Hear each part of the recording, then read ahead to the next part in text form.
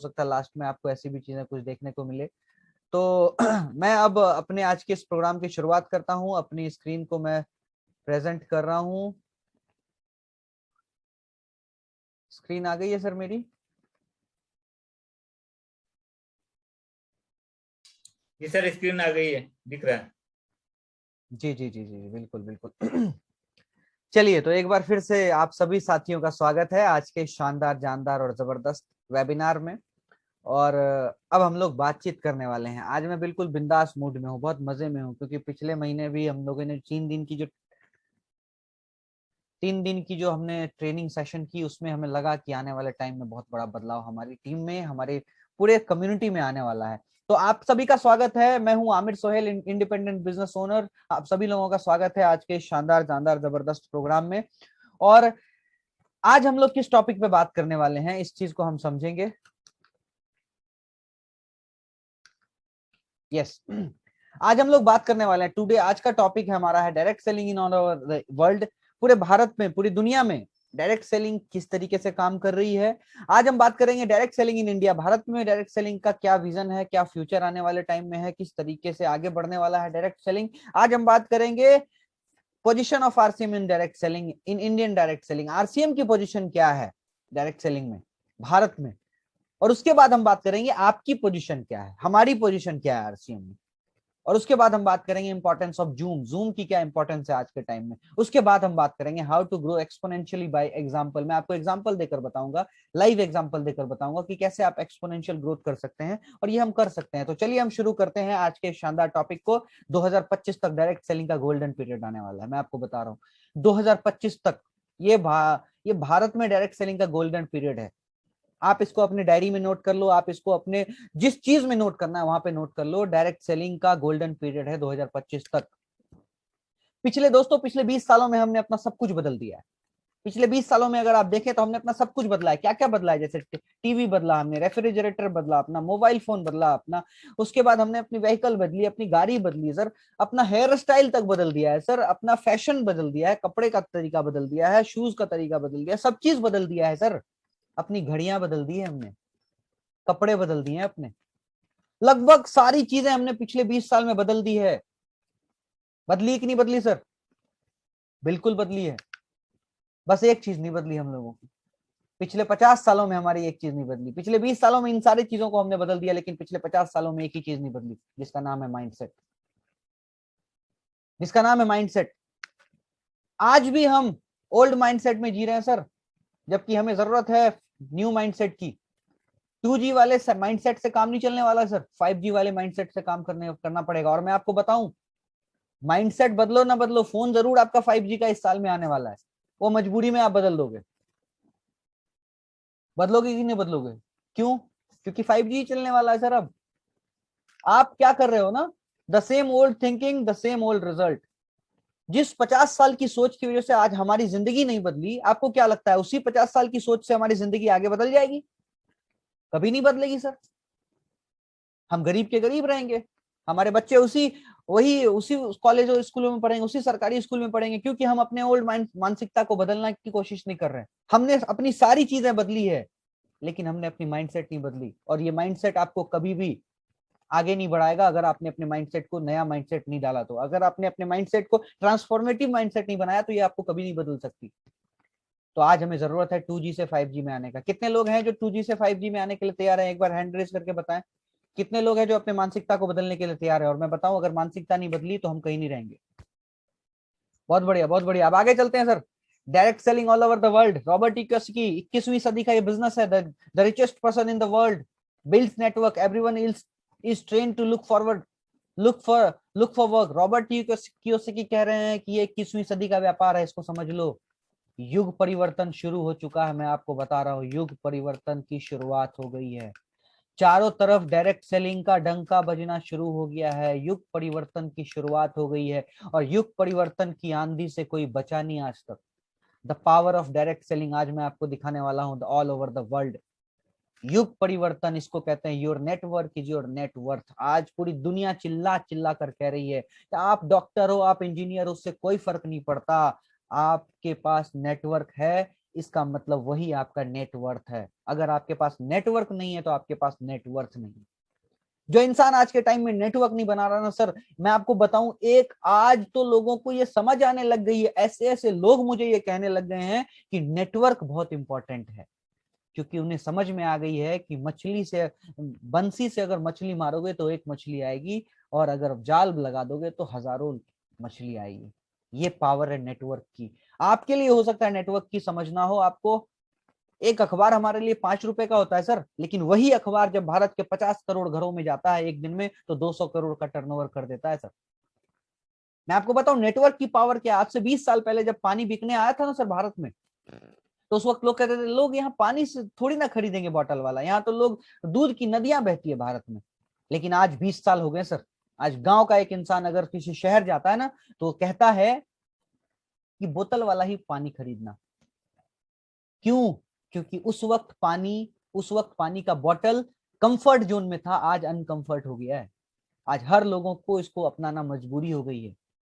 मैं आपको बता रहा हूं, उस वक्त जिसने पानी बेचना शुरू किया ना, उस वक्त जिसने पानी बेचना शुरू किया, और आज एक मूर्ख इंसान अगर पानी बेचता है, मूर्ख इंसान पढ़ा लिखा नहीं हो, लेकिन उसको आप 20-25 बोतलें दे दो, रोड पे बिठा दो, दिन भर में बेच लेगा सर। लेकिन आज के पानी बेचने वालों में और तब के 20 साल पहले जिसने पानी बेचना शुरू किया, उसमें क्या डिफरेंस है पता है? आज के पानी बेचने वाले महीने के 10,000 8,000 कमाएंगे, लेकिन जिसने उस वक्त पानी बेचना शुरू किया, वो महीने के 8-10 हजार करोड़ आज कमा रहा है। ये डिफरेंस है। इसको समझना पड़ेगा, जो भारत के लोगों में बहुत देर से समझ आती है, या किसी किसी को तो समझ ही नहीं आती। नेटवर्क या तो समझ देर से आती है भारत के लोगों को, या फिर समझ ही नहीं आती। आज से 20 15 साल पहले जब मोबाइल आया था ना सर भारत में, तो लोगों को बताया गया कि ये मोबाइल आया है। लोगों ने कहा अरे ऐसा कहीं होता है क्या, बेवकूफ बनाने का धंधा है। आज मूर्ख से मूर्ख इंसान मोबाइल बेचने वाला, आप बिठा दो उसको, दिन भर में 2-4 मोबाइल बेच ही लेगा, और महीने के 10,000 8,000 कमा लेगा। लेकिन आज मोबाइल बेचने वाले में और जो 15 साल पहले मोबाइल बेचना शुरू किया, उन दोनों में पता अंतर क्या है? ये आज मोबाइल बेच के 8-10 हजार कमा सकता है, लेकिन तभी 15 साल पहले जिसने मोबाइल बेचना शुरू किया, वो महीने के 8-10 हजार करोड़ कमा रहा है आज। ये अंतर है। इसको हमें और आपको समझना पड़ेगा। युग परिवर्तन की आंधी से कोई बच नहीं पाया आज तक, मैं आपको बता रहा हूं। कोरोना आया, कोई बच पाया क्या? सबको लपेटे में ले लिया। युग परिवर्तन की आंधी से आज तक कोई बच ही नहीं पाया है सर। ये जो परिवर्तन होता है ना, एंड्रॉइड आया, लोगों को मजबूरी में बदलना पड़ गया। जियो आया, लोगों को मजबूरी में बदलना पड़ गया। जियो फाइबर आया, लोगों को मजबूरी में बदलना पड़ गया। ये युग परिवर्तन, इससे कोई बच नहीं पाया है। डायरेक्ट सेलिंग युग परिवर्तन की तरफ आगे बढ़ चुका है, इससे कोई नहीं बच सकता। आप इसमें दो ही काम होगा, या तो आप दर्शक बनेंगे या आप खिलाड़ी बनेंगे।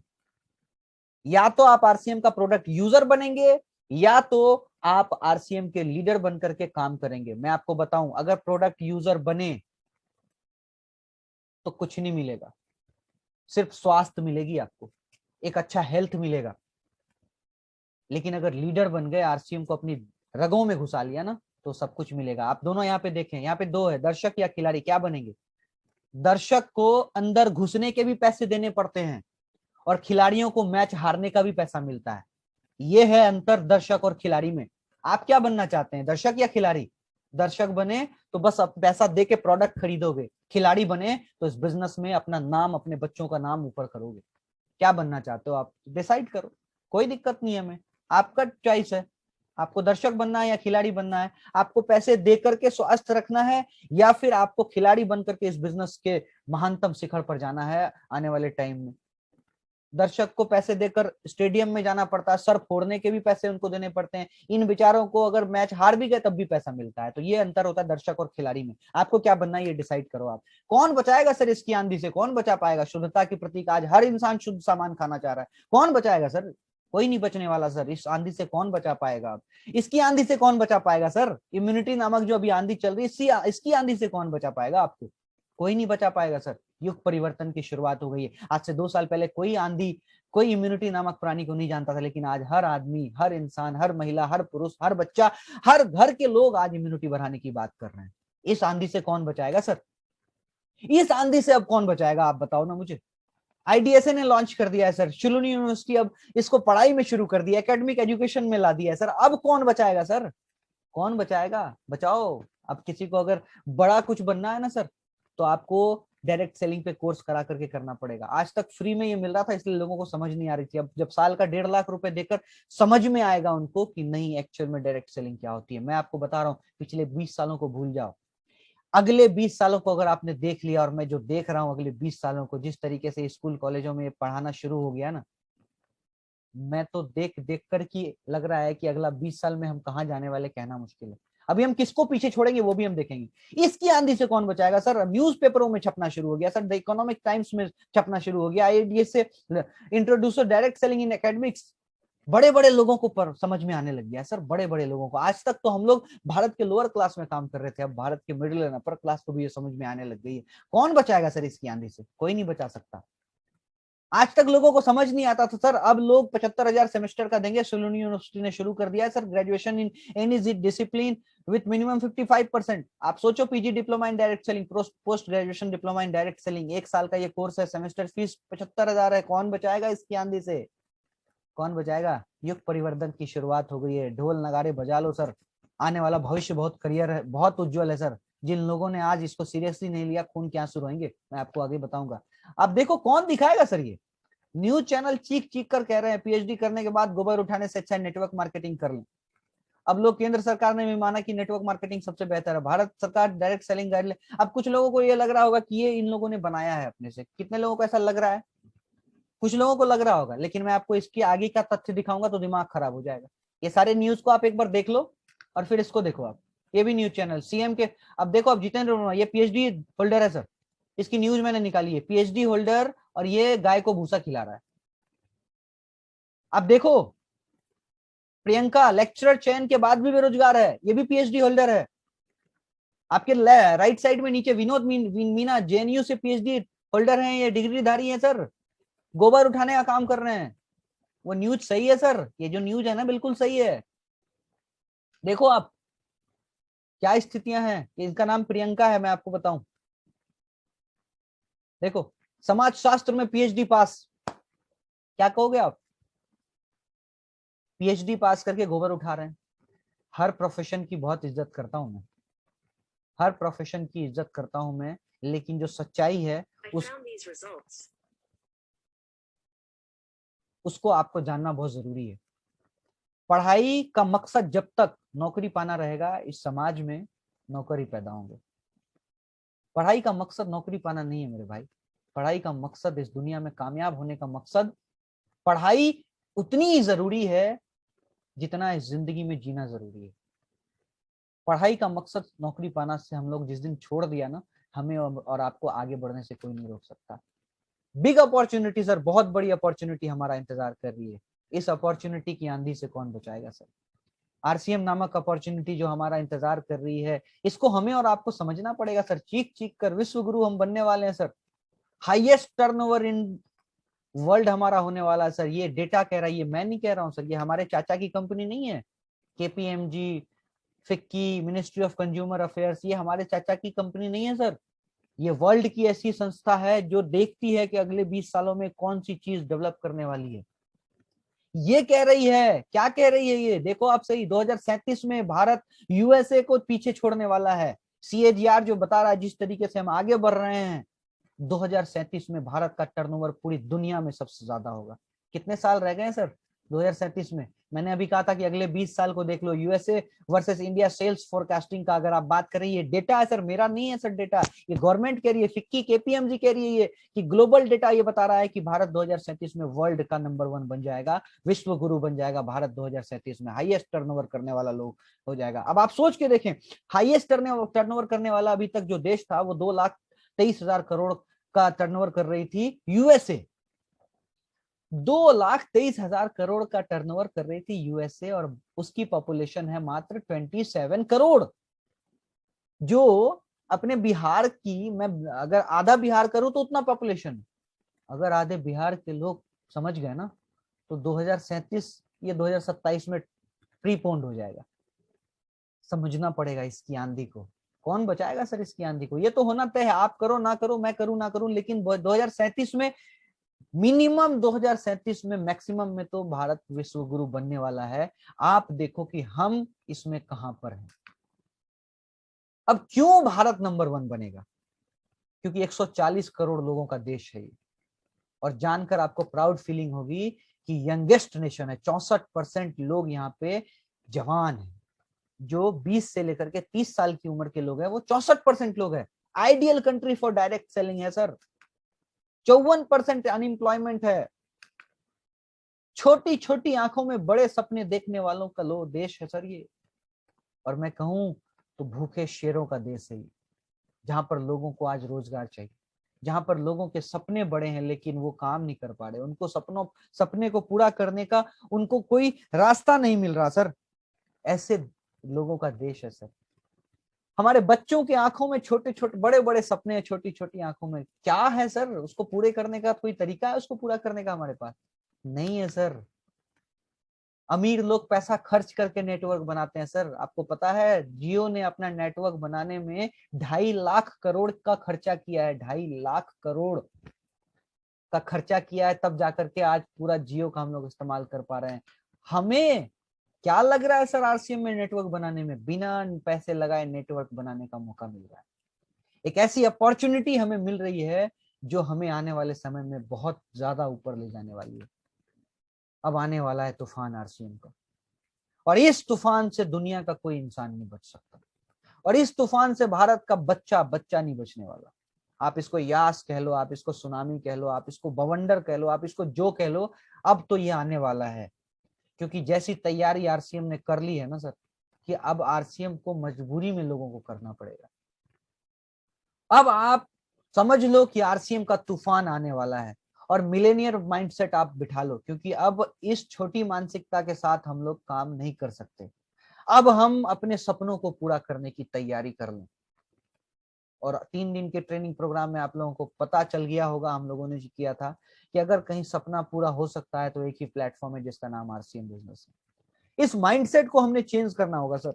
मिलेनियर माइंडसेट हमें लगाकर काम करना पड़ेगा। अरे हम साधारण बनकर दुनिया से नहीं जाने वाले हैं सर। एक ऐसा काम करके जाने वाले हैं कि दुनिया से जाने के बाद भी लोग हमें याद रखें। मैं आपको बताऊं, वर्ल्ड डेटा बता रहा हूं सर। आपको मैं कुछ फिगर दिखा रहा हूं सर। ये इनका नाम है डेविड इमोनिटी। ये यूएसए के हैं सर। पर मंथ की इनकी इनकम है 4,77,19,100 रुपए। वो देश जहां की आबादी मात्र 27 करोड़ है, वहां पर एक बंदा 4,77,19,100 रुपए पर मंथ कमा रहा है सर। हजारों ऐसे एग्जाम्पल हैं। किम यूई जापान, एक महीने की इनकम 6,23,71,551 रुपए। ऐसे हजारों एग्जाम्पल है। मैं अगर दिखाने लग जाऊं तो दिमाग खराब हो जाएगा। आप गौर से देखो, नेट पे सर्च कर लेना। एक एक महीने की इनकम 5-5 करोड़। वैसे देश में जहां पर मात्र 27 करोड़ की पॉपुलेशन है, और हम 140 करोड़ की पॉपुलेशन वाले देश में, क्या लगता है आपको इनकी इनकम को नहीं बीट करने वाले? बिल्कुल बीट करने वाले हैं सर। वो समय आने वाला है, वो तूफान जो मैंने दिखाया था, ये तूफान आने वाला है। करोड़ों की इनकम हम लोगों की होने वाली है अगले 20 सालों में। लेकिन होगी उन्हीं की जो लगातार मेहनत करेंगे, लगातार इस बिजनेस में एजुकेशन लेंगे, और लगातार इस बिजनेस में अपने आप को इस तरीके से खपा देंगे जैसे दुनिया से उनको कोई मतलब ही ना हो। 6,23,00,000, बहुत सारे ऐसे एग्जाम्पल हैं। आरसीएम बिजनेस नंबर 1 क्यों है सर? आरसीएम की पोजीशन अब क्या है, मैं आपको ये बताऊं। आपने ये देखा कि ये पूरी दुनिया में डायरेक्ट सेलिंग क्या है, इस तरीके से आपने समझा। अब आरसीएम क्यों नंबर 1 है? भारत की रग रग में और नस नस में अगर समा सकता है तो वो है आरसीएम। भारत के रग रग में और नस नस में अगर कोई समा सकता है तो वो है आरसीएम। 1 लाख प्रोडक्ट जिसमें आ सकते हैं वो है आरसीएम। 100% सुबह से लेकर शाम तक के प्रोडक्ट जिस कंपनी में आ सकते हैं, दैनिक उपयोगी प्रोडक्ट जिसमें आ सकते हैं, वो है आरसीएम। पूरे भारत के कोने कोने में जा सकता है, हर गांव में, हर मोहल्ले में, हर शहर में अगर जा सकता है तो वो है आरसीएम। पूरे भारत की जनसंख्या जिसकी प्रोडक्ट अपना सकती है वो है आरसीएम। पूरे भारत के ऐसे लोग जो लोअर क्लास में, मिडिल क्लास में, अपर क्लास में, उसके प्रोडक्ट कोई अपना सकता है तो वो है आरसीएम। पढ़ा लिखा अनपढ़ महिला पुरुष जिस काम को कर सकते हैं वो है RCM. Part time full time जिसको किया जा सकता है वो है आरसीएम। 10 बार छोड़कर भी जिस कंपनी में वापस आने का दिल करता है वो है आरसीएम। कम पढ़े लिखे 80% लोगों के घरों में जो पहुंच सकता है वो है आरसीएम। कितनी खूबियां गिनाओ सर आरसीएम। गांव में रहने वाले 70% लोगों तक अगर कोई पहुंच सकता है तो वो है आरसीएम। 90% मिडिल क्लास के लोगों की जिंदगी इनकम 90% मिडिल क्लास लोग जिनकी इनकम 15,000 से 30,000 है, अगर उनकी कोई जिंदगी बना सकता है, बदल सकता है, ट्रांसफॉर्म कर सकता है तो वो है आरसीएम। 40 करोड़ लोग इस कोरोना काल में प्रभावित हुए, उनके जीवन में खुशियां और उजाला ला सकता है तो वो है आरसीएम। क्या है आरसीएम? आज से 2 साल पहले एक आम स्कूल में पढ़ाने वाला लड़का जो मात्र 23 साल का है, उसको यहां से लेकर यहां तक आने में जो ला सकता है वो है आरसीएम। जिसको यहां से यहां तक पहुंचा सकता है वो है आरसीएम। इस लड़के को आप जानते हैं। 3,000 की नौकरी करने वाला ये लड़का जो आज से 2 साल पहले करता था, आज 30-35,000 तक की नौकरी तक 30-35,000 तक की इनकम पे पहुंच गया, और जो पहुंचा सकता है वो है आरसीएम। कैसे करना होगा आरसीएम? प्रोफेशनल बनकर करना होगा आरसीएम।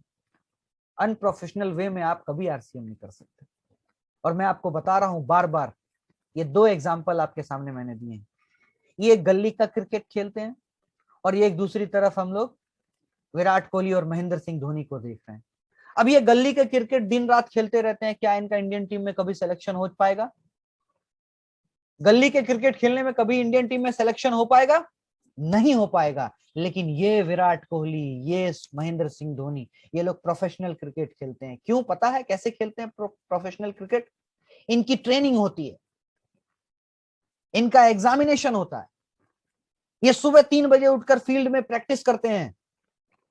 और हम गली के क्रिकेट खेलने वाले क्या करते हैं? सुबह 9 बजे उठते हैं और फिर बस बैट बॉल लेकर खड़े हो जाते हैं। तो क्या लोग इनको पैसे मिलेंगे? क्या गली के क्रिकेट खेलने वालों को पैसा मिलेगा? नहीं मिलेगा। क्यों? क्योंकि वो अनप्रोफेशनल वे में क्रिकेट खेल रहे हैं। हम भी आज अनप्रोफेशनल वे में आरसीएम कर रहे हैं सर। नहीं होगा सर ऐसा। कितने लोगों ने पढ़ाई की कि कैसे लोगों से मिलना है? कितने लोगों ने पढ़ाई की कि कैसे लोगों को क्या डायलॉग मारना है? कितने लोगों को पढ़ाई की कि हमें किस ड्रेस कोड में जाना है? कितने लोगों ने ये पढ़ाई की कि हमें टीम कैसे बिल्ड करना है? किसी ने कुछ पढ़ाई नहीं की है। और हम बोलते हैं, और लोग बोलते हैं कि हम 20-20 साल से लगे हुए हैं, 10-10 साल से लगे हुए हैं। अनप्रोफेशनल वे में 10 साल क्या 50 साल लगे रहोगे, कभी इस बिजनेस में कामयाबी नहीं मिलेगी। प्रोफेशनल वे में अगर 5 साल काम कर लिया तो आने वाली 7 पीढ़ी सुरक्षित हो जाएगी। दुनिया की कोई ताकत नहीं रोक सकती।